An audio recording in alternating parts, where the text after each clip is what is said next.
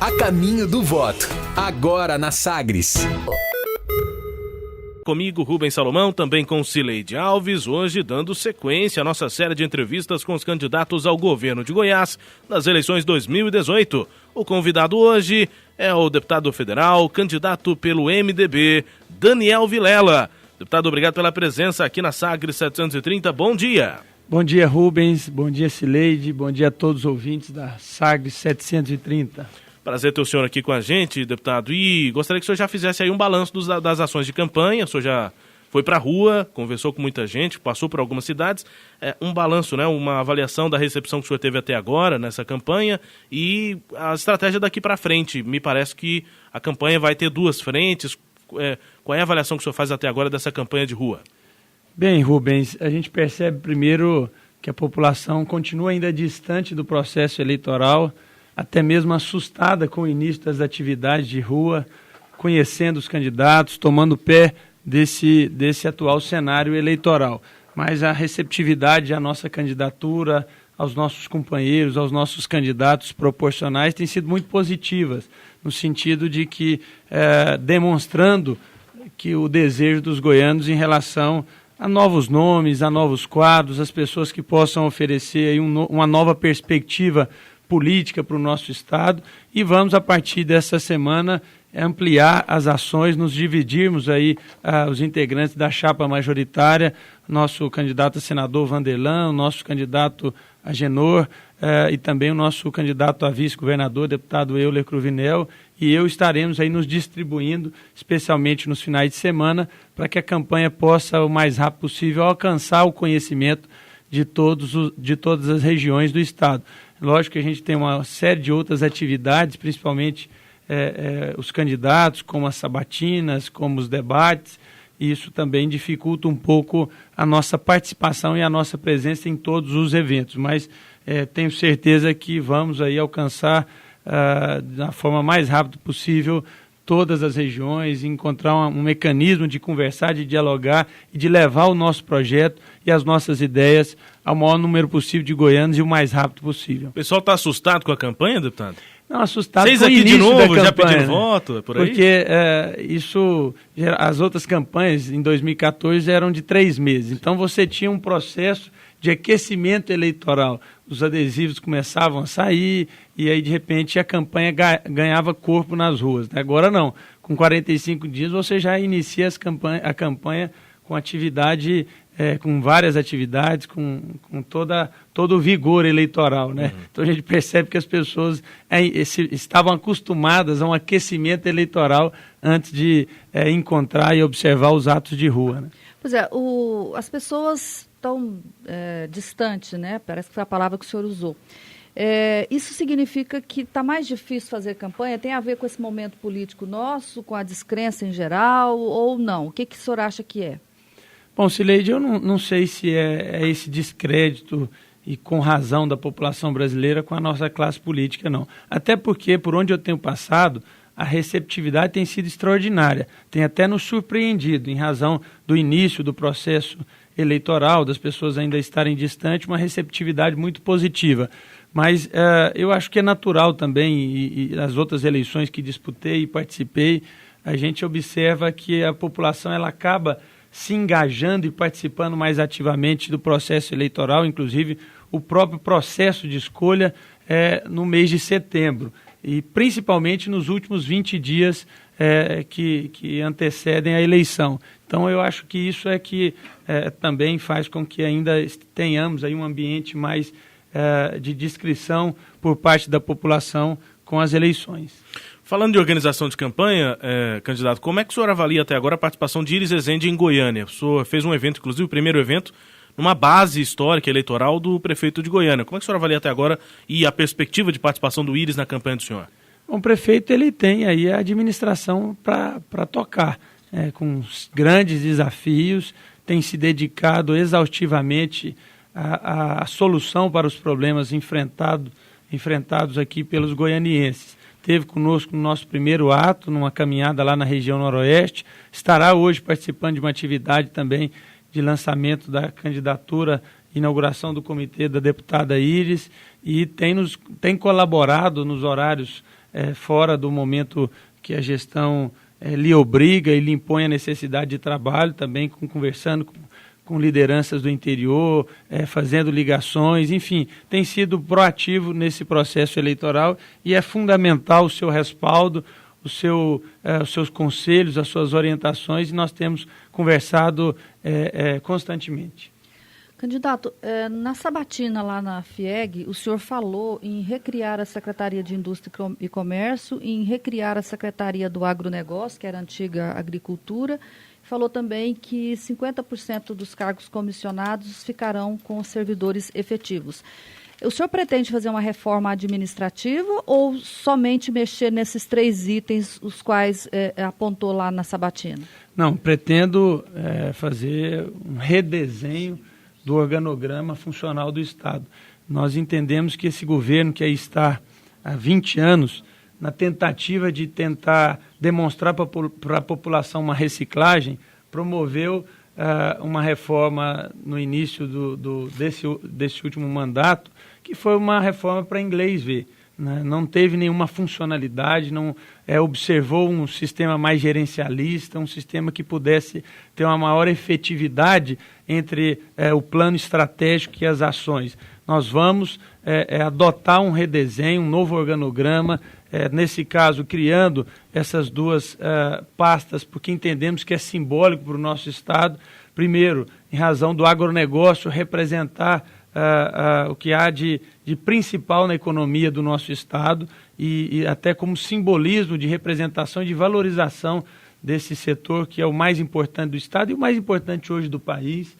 Vamos recriar também a Secretaria de Indústria e Comércio, porque entendemos que um Estado também que busca a industrialização constantemente, que se industrializou na velocidade, se tornando aí um dos estados mais industrializados do país, também precisa ter até como simbolismo, mas sempre levando em consideração a necessidade de um organograma funcional, que possa levar em consideração a necessidade das ações terem uma maior efetividade, de ter aí um caminho entre o plano estratégico e as ações desenvolvidas por aquele órgão o mais eficaz possível. E iremos também promover a redução de uma série de órgãos que hoje existem apenas com a finalidade de serem cabides de emprego no Estado. Infelizmente é isso que acontece. Nós temos aí Goiás Gás, Goiás Parcerias, nós temos nós temos um grupo até hoje em funcionamento que paga os salários para o VLT, um projeto que já foi descartado há mais de 2 anos. E uma série de outros. Nós temos a Metrobus, que não oferece uma participação no debate e uma atuação no transporte coletivo da região metropolitana, das regiões metropolitanas, eficiente. Ninguém sabe a razão da existência dela hoje. Podem dizer, para o subsídio do Eixo Anhanguera. Tudo bem, para subsidiar, continuar o subsídio do Eixo Anhanguera, você não precisa da Metrobus, é uma questão muito mais fiscal, financeira. Então a gente precisa estudar detalhadamente e fazer com que o Estado possa ser reduzido e o Estado seja eficiente, porque hoje o Estado quer fazer de tudo e não faz nada. Nós precisamos oferecer serviços públicos de qualidade. Esse é o objeto do nosso projeto. Nosso projeto tem programas, tem ações, mas é também um novo conceito de gestão que nós queremos implementar no Estado. Pois é, deputado, sobre o organograma, o governo costuma falar bastante sobre isso. Inclusive é um discurso, né, do governo de que fez a reforma, são só 10 secretarias, reduziu de... Depois foram outras recriadas. Pois né? Como é que o senhor, esse discurso não vale? O organograma hoje já não é enxuto? O Estado é muito ineficiente. Isso aí, todos nós sabemos disso. Tá? Essa é a razão hoje dessa impopularidade do governo, dessa rejeição com a atual gestão. O governo que inaugurou a barragem do João Leite 6 vezes, 3 presidentes da República passaram por aqui para fazer a inauguração dessa barragem do João Leite. Só que esqueceram de fazer a ligação com Goiânia, com Aparecida. É a mesma coisa de você colocar uma caixa d'água na sua casa e esquecer de colocar os canos. É a prova da ineficiência. Temos aqui do lado de Goiânia uma barragem com tanta água, um mar de águas, e não temos água, e tem água faltando na torneira dos cidadãos aqui da região metropolitana. Então é um Estado ineficiente, um Estado que não dá vazão às necessidades e às demandas da população goiana. E aí, Cileide, complementando aqui a sua pergunta, esse é um projeto ousado que nós vamos colocar em prática. 2, aliás. Primeiro, fazer com que em 4 anos Goiás seja proporcionalmente o estado com o menor número de comissionados do Brasil. Segundo, 50% dos cargos comissionados do estado de Goiás serão ocupados por servidores efetivos após um processo de certificação e habilitação, criando um banco de talentos, né, porque nós sabemos que temos aí pessoas altamente capazes, qualificadas. Então isso é dos cargos comissionados, né? Dos cargos comissionados, 50%. Efetivo. Não, 50% dos serão, comissionados? Dos cargos comissionados serão ocupados por servidores efetivos. Ah, sim, entendi. Né, depois de um processo de certificação e habilitação. Porque a gente entende que nós temos quadros talentosos, preparados, que não têm aí oportunidade de liderar, de desenvolver projetos. Estão hoje, na grande maioria, sendo administrados ou liderados por pessoas que têm um componente político e não uma qualificação técnica para exercer a liderança, a direção, a chefia desses órgãos. Candidato, o senhor foi o deputado que presidiu a comissão da reforma trabalhista. O senhor defendeu muito a reforma trabalhista, foi dito à população que essa reforma ia melhorar a oferta de empregos. No entanto, a gente está vendo o oposto. Diminuiu a oferta de emprego, o número de desempregados aumentou. Não, hoje, nos jornais, inclusive, foi anunciado ontem os dados do CAGED, mostrando que o mês de julho foi o melhor mês de julho dos últimos 6 anos, gerando quase 50 mil novos empregos. No caso de Goiás, aumentou 0,34%. Mas até agora, os dados têm sido negativos, né? 5 milhões de pessoas no Brasil desistiram de procurar emprego no último período aí. Quer dizer, como é que você vai convencer a população de que foi bom se a gente está vivendo esse momento tão difícil de salários, o número de trabalhadores com carteira assinada com aquela intermitente aumentou, quer dizer, a renda diminuiu, a dificuldade do brasileiro diminuiu, a dificuldade de conseguir um emprego estável diminuiu. Como é que o senhor vai defender isso para os trabalhadores? Bom, Cileide, primeiro que o trabalho intermitente, ele sempre existiu. É o chamado bico. Agora, as pessoas às vezes ficam com hipocrisia, com demagogia em reconhecer isso. O trabalho intermitente existe nos Estados Unidos, existe na Europa. Quantos e quantos brasileiros saem daqui para trabalhar nessa modalidade lá nos Estados Unidos? Então, o que fez foi formalizar, fazendo com que o cidadão que possa ser contratado nesse regime, ele possa contribuir com a previdência do nosso país, ao mesmo tempo também fazer com que o governo federal tenha aí uma receita em relação a esses novos trabalhadores, uma formalização deles. Os encargos sociais estão todos garantidos no trabalho intermitente. E aí, Cileide, respondendo a sua pergunta, a sua colocação, é fato que ela melhorou a situação da empregabilidade no Brasil. Há 2, 3 anos atrás, nós tínhamos 14 milhões de desempregados. Hoje, vamos dizer que tem próximo a 12 milhões. Ou seja, houve uma redução do desemprego no país. Não foi na velocidade que a gente gostaria, mas eu tenho certeza que isso vai, ao longo dos próximos anos, se potencializando, aumentando e melhorando a vida dos brasileiros. Não acontece da noite para o dia. Eu acredito muito na competência, inclusive, do nosso candidato a presidente da República, Henrique Meirelles, que foi quem conduziu essa retomada econômica do país. Nós estávamos em 2015, 2016, principalmente, num momento de recessão grave, maior recessão da história do nosso país, e hoje nós já estamos aí com a projeção de crescimento nesse ano de 2018 com 1,5%.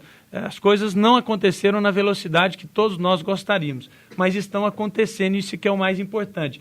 Os brasileiros têm a oportunidade esse ano de fazer as suas escolhas, e nesse quesito da macroeconomia nacional, nós teremos a oportunidade de escolher os presidentes, né, o nosso próximo presidente, que terá obrigatoriamente que dar sequência a uma boa política econômica e, consequentemente, isso se tornar conquistas e ganhos para os brasileiros, especialmente os trabalhadores brasileiros. O senhor vai defender a reforma na campanha eleitoral? Bom, eu não tenho nenhuma dificuldade, né? Os números estão mostrando que ela foi positiva. Mas e a vida da população? Esses números combinam com a realidade hoje da população brasileira? Eu acho que o mais difícil é você defender uma legislação trabalhista da década de 40. Você defendeu uma legislação trabalhista que gerava 4 milhões de novas ações por ano, sendo que o segundo país em novas ações é os Estados Unidos, com 90 mil.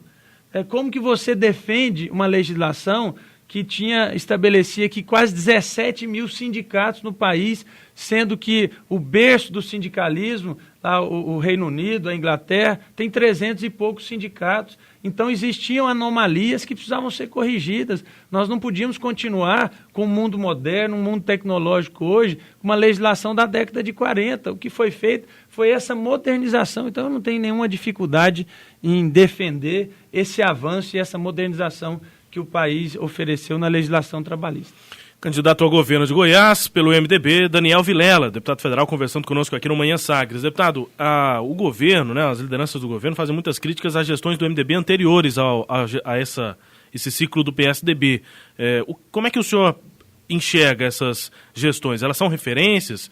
A gestão do pai do senhor Maguito Vilela, Díris Rezende lá atrás, são referências para o senhor num possível mandato ou é um outro tempo, não tem nada a ver? Eu acho que é a falta de argumento, especialmente do candidato, do atual governador Zé Wellington, e promover uma comparação com 20 anos atrás.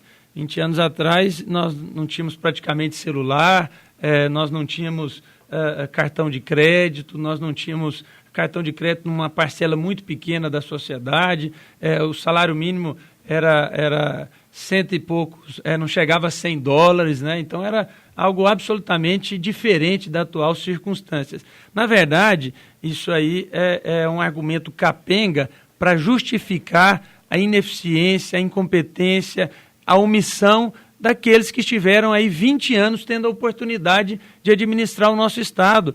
Não tem lógica a um grupo político que está há 20 anos, né, tentar justificar a sua omissão, a sua incompetência, fazendo comparações com 20 anos atrás. E aí vale para os dois candidatos, porque ambos participaram desse mesmo grupo político aí ao longo desses 20 anos. Ronaldo Caiado ficou 16 anos lá, participe de tudo o que aconteceu, sendo cúmplice de tudo que aconteceu ao lado de Marconi Perillo. E o Zé Wellington é vice-governador há 8 anos. Eu vi aqui hoje no jornal uma entrevista dele, e parece que também reforçou aqui na entrevista ontem, dizendo que tem propostas inovadoras para a saúde, zerar a fila de cirurgias eletivas. Mas quem que estava governando nesses últimos 8 anos? Eram eles. Se tem fila hoje, é em razão da ineficiência e da incompetência deles em relação à política de saúde do nosso Estado. Então, eu entendo muito mais como uma falta de argumento você querer fazer comparações há 20 anos. Mas, se for necessário, também faremos. Nós não temos nenhuma dificuldade de apresentar as conquistas que o Estado teve. Também não temos dificuldade em reconhecer possíveis conquistas que Goiás teve nesses últimos 20 anos. Isso é normal, isso faz parte da boa política, da nova política. Eu não sou adepto da política do quanto pior, melhor. Não torci para que Goiás chegasse à situação que chegou, principalmente de desequilíbrio fiscal. Quero que o meu Estado se desenvolva, quero que o meu Estado seja um Estado de oportunidades, de perspectivas positivas para os goianos. Mas, infelizmente, esse grupo político perdeu a capacidade de inovar, perdeu a capacidade de criar, ficam se revezando entre as mesmas pessoas ocupando os cargos públicos, e isso é muito ruim para o nosso Estado. Deputado, a campanha do governo ela tem focado especialmente em manter conquistas e inovar. Quando o governo fala manter conquistas, pode dar a ideia de que a oposição não manteria essas conquistas. O senhor eleito governador, o senhor mudaria algo do que já foi concedido ou feito pelo governo atual? Claro que não. Como eu acabei de dizer aqui, eu quero ver o meu Estado sendo um Estado em desenvolvimento, de oportunidades, um Estado que promova a justiça social. Eu preciso deixar isso bem claro, e acho que não que o candidato, o atual governador, ele sabe muito bem que as pessoas, inclusive a sociedade, não aceita nenhum tipo de regressão nas conquistas, seja ela no campo social, seja ela no campo econômico, seja ela na burocracia do Estado. Eu vou citar aqui um exemplo de uma proposta nossa, reconhecendo um avanço desse atual grupo político lá atrás, quando instalou o VaptVupt, né, que centralizou ali os serviços públicos e ofereceu ao cidadão. Nós vamos agora dar o passo seguinte, que é a digitalização desses serviços públicos burocráticos, para simplificar e para dar celeridade e agilidade ao cidadão, ao empreendedor goiano, e não perder o seu tempo, tendo que ir também a um órgão público, sendo que hoje a facilidade, através da tecnologia, dos aplicativos, através dos smartphones, você pode oferecer grande parte desse serviço na modalidade digital. Os programas sociais, né, que se tornaram referências nacionais, foram iniciados no governo do nosso partido e depois foram transformados também através da tecnologia, que se tornou acessível num cartão. Nós precisamos de manter, mas requalificá-los de uma forma que você possa dar oportunidade aos beneficiários dos programas sociais de também encontrarem a porta de saída, de poderem ter o amparo do governo do Estado nas suas necessidades e serem também famílias prioritárias para o setor público no nosso Estado, como, por exemplo, os filhos dos beneficiários estarem nas escolas obrigatoriamente, terem prioridade nos atendimentos da saúde, do Serviço Único de Saúde, ter aí a prioridade também nas parcerias e nos programas de qualificação profissional oferecido pelo Estado e finalmente, tendo aí também prioridade numa parceria com o setor produtivo do nosso Estado, onde essas pessoas possam encontrar aí uma condição de dignidade maior e de se autossustentarem através do seu trabalho. Então, conquistas serão mantidas, mas Goiás precisa avançar. Goiás precisa ter um grupo com novas pessoas, com novas ideias, que vai inovar, que vai usar a criatividade para que a gente possa avançar ainda mais. Mas avançar ainda mais é o que o governador José Hélio tem dito da campanha dele. O Brasil está avançando, Cileide. Se Goiás avançou nesses 20 anos, não foi a grande maioria em razão de políticas públicas, foi em razão do crescimento do nosso país, que se tornou uma economia muito mais pujante, muito mais forte. Isso que é a razão. Goiás, da mesma forma, com as nossas terras extremamente produtivas, com um povo trabalhador, empreendedor, ousado, isso é que fez com que Goiás avançasse.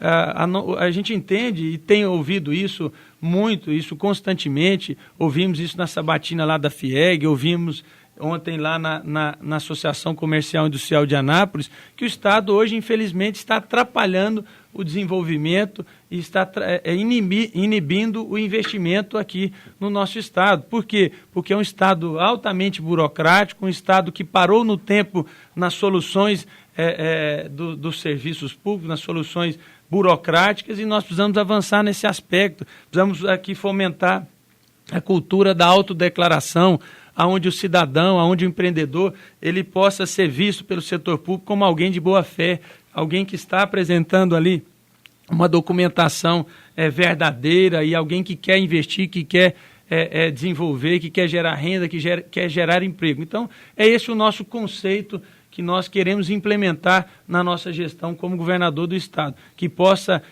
dar facilidade para aqueles que querem investir, empreender e dar agilidade e também facilidade para a vida do cidadão. Candidato, segurança pública, qual é a proposta do senhor? O governo diz que já investe uma boa porcentagem da receita com segurança pública e que falta engajamento, interação, né, entre os estados e engajamento principalmente do governo federal.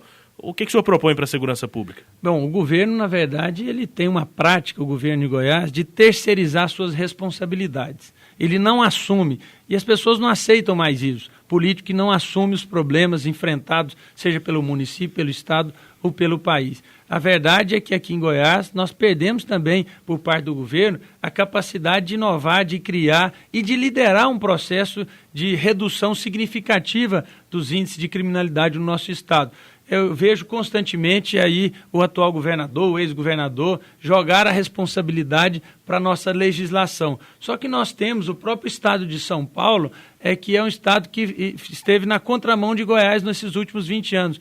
Um estado que tinha altos índices, por exemplo, de homicídio e que reduziu para um número de recorde, inclusive, 9 homicídios para cada 100 mil habitantes. E Goiás saiu de um número de aproximadamente 15 homicídios para mais de 45 homicídios por 100 mil habitantes. Ou seja, lá em São Paulo é a mesma legislação daqui de Goiás, mas lá adotou-se uma política de priorizar o combate aos crimes que atentam contra a vida. Lá fizeram um trabalho de uma gestão do sistema penitenciário que foi eficiente e que nós precisamos fazer aqui e que existe recursos para isso, inclusive do governo federal, vários veículos de comunicação, provavelmente vocês aqui da Sagres noticiaram esse ano que o Estado devolveu 19 milhões de reais para o Ministério da Justiça, fruto da incompetência, da inoperância e da falta de planejamento em relação ao sistema penitenciário do nosso Estado. Então, você investir em inteligência, esse é o nosso foco principal, dando condições estruturais, porque nós temos servidores altamente qualificados, altamente preparados. Se nós dermos a eles as condições estruturais, os instrumentos tecnológicos, a inteligência para que eles possam combater principalmente as facções criminosas que encontraram em Goiás um ambiente propício para promoverem e praticarem os seus crimes, nós vamos, sem dúvida nenhuma, reduzir significativamente esses índices. E também, como eu disse aqui, implementar uma gestão do nosso sistema carcerário penitenciário adequada, utilizando esses recursos que estão disponíveis em nível federal e também com os recursos próprios do Estado. Eu tenho certeza que nós encontraremos rapidamente uma condição aceitável em relação à criminalidade do nosso Estado. Deputado, mas do jeito que o senhor fala, parece que é muito fácil resolver o problema, né? Basta só inteligência, estrutura e apoio aos trabalhadores do setor de segurança pública. Se fosse assim, por que o atual governo não fez isso? Bom, mas essa é uma pergunta que quem tem que responder são eles. Eles estão apresentando os piores índices da história do nosso Estado em relação à criminalidade. Fácil não é. Agora, é preciso ter uma capacidade de liderar, uma capacidade de comprometimento para a otimização dos recursos que nós temos na segurança pública. E, como eu disse aqui, um exemplo do Estado de São Paulo. Impossível não é, existem outros estados que fizeram isso. Então, Goiás tem essa condição, tem essa capacidade de fazer. O que falta é exatamente o que nós temos colocado. Secretaria de Segurança Pública sendo um instrumento de indicações políticas, uma política de desmotivação em relação aos agentes de segurança do nosso Estado, uma pirotecnia. Eu lembro muito bem o atual governador, quando assumiu a Secretaria de Segurança Pública, o primeiro ato dele foi andar na rua, no meio da chuva, abraçando os policiais, como se isso fosse resolver o problema da criminalidade do nosso Estado. Então é gestão, é planejamento, é você dar oportunidade de pessoas altamente qualificadas e preparadas de assumirem as funções importantes na área da segurança pública no nosso Estado e, dentro de uma liderança política, você estabelecer essa prioridade. Eu tenho certeza que é possível. Outros estados conseguiram e Goiás também irá conseguir sob a nossa gestão a partir do ano que vem. Na área de saúde, o senhor tem dito que não é contra as OS, mas que vai fazer uma licitação para escolher OS melhores. E falou também em regulação do setor. Isso é o mais importante? Isso mudaria a saúde atual ou seria a mesma saúde feita hoje, só com mais fiscalização? Não, Cileide, é o que eu disse, que eu não sou contra o modelo. Eu sou favorável ao modelo das organizações sociais. Questionei algumas organizações sociais que foram criadas da noite para o dia, porque a lógica desse modelo é que você traga para a gestão pública alguém que tenha expertise, que tenha know-how, que tenha experiência comprovada na área. Então, você não pode ter uma organização social que é criada da noite para o dia, rapidamente administrando um hospital, os hospitais tão grandes e tão importantes para a saúde do nosso Estado. Quais são essas OS? Não, tem várias. Acho que a grande maioria, inclusive, foram criadas da noite para o dia. Mas isso é algo que nós vamos fazer assim que assumirmos o governo. Vamos promover a criação de um comitê de pessoas que conheçam profundamente o sistema para que a gente tenha uma regulação, uma fiscalização maior e aquelas que não estiverem adaptadas, que não estiverem cumprindo com aquilo que foi contratualizado com o Estado, nós vamos chamar para cumprir ou então para se retirar e buscar colocar organizações sociais que tenham essa experiência, que tenham essa expertise. Agora, o grande problema da saúde não é só esse. O problema é que o Estado de Goiás, nesses últimos anos, adotou uma política de deixar a responsabilidade do atendimento primário, secundário, para os municípios, de deixar de ser parceiro dos municípios, e os municípios vivem com uma situação fiscal talvez mais agravada até do que o Estado. Nós precisamos de fazer com que o Estado seja novamente o formulador das políticas públicas de saúde no Estado, que seja parceiro dos municípios, que promova uma política de regionalização, de descentralização da saúde no Estado. Nos últimos anos, Cileide, Rubens e a todos os ouvintes, aconteceu um fenômeno no Brasil, e em Goiás também, do surgimento de muitas clínicas populares, com preços mais acessíveis para atender a população de baixa renda, em razão da ineficiência do setor público na área da saúde. O que nós podemos fazer hoje? Aproveitar essa rede que foi criada, essa rede privada de clínicas populares, promover a integração e transformá-la numa rede conveniada e você oferecer ao cidadão a condição de ser atendido, seja na rede pública ou seja na rede privada, utilizando tecnologia, onde o próprio cidadão vai se autorregular, vai encontrar um melhor horário, um melhor local para o seu atendimento, seja mais próximo à sua casa, mais próximo ao seu trabalho, criar um sistema integrado entre a rede privada popular e os municípios goianos para que a gente possa ofertar o maior número de serviços, dando agilidade e conforto ao cidadão goiano. Candidato, nós já estamos chegando ao fim do tempo. Tem uma última questão a fazer para o senhor. O senhor já falou sobre isso algumas vezes, mas na entrevista aqui o senhor citou dizendo que Ronaldo Caiado e José Elton participaram do mesmo grupo, falando que os dois estavam juntos.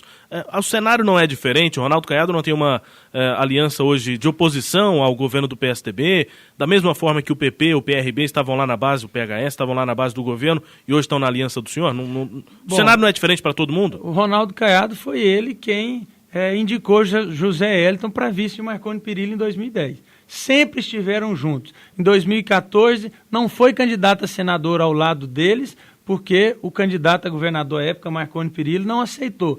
E vocês noticiaram aqui, se vocês rememorarem aí nos arquivos, vão ver que o presidente do PSDB Nacional, Aécio Neves, o presidente do Democratas, senador Agripino, todos vieram aqui em Goiânia pedir para que Marconi Perillo aceitasse Caiado como candidato a senador. O desejo dele era de ser candidato a senador ao lado de Marconi Perillo. Foi ele o responsável pela criação e participação de Zé Elton na vida política do nosso Estado. Então ele não pode negar isso. E o que me chama a atenção, e aí entendo isso como um oportunismo político, é que ficou esse tempo todo do lado de lá e só agora que conseguiu ver as mazelas do governo, só agora que faz as cobranças em relação ao desequilíbrio fiscal do Estado, à precariedade dos serviços públicos que são ofertados aqui em Goiás, ficou esse tempo todo surdo, mudo, cego, não via nada, não acontecia nada, só agora que ele consegue observar esse Estado. Então, nós temos a coerência, estamos há 20 anos liderando a oposição desse Estado e a nossa diferença é muito grande em relação a essa oposição fake que é tentada ser colocada pelo candidato. Deputado federal Daniel Vilela, candidato do MDB ao governo de Goiás, na nossa série de conversas com os governadoriáveis. Candidato, obrigado pela presença. Bom dia. Eu que agradeço, Rubens, Cileide e a todos os ouvintes. Muito obrigado.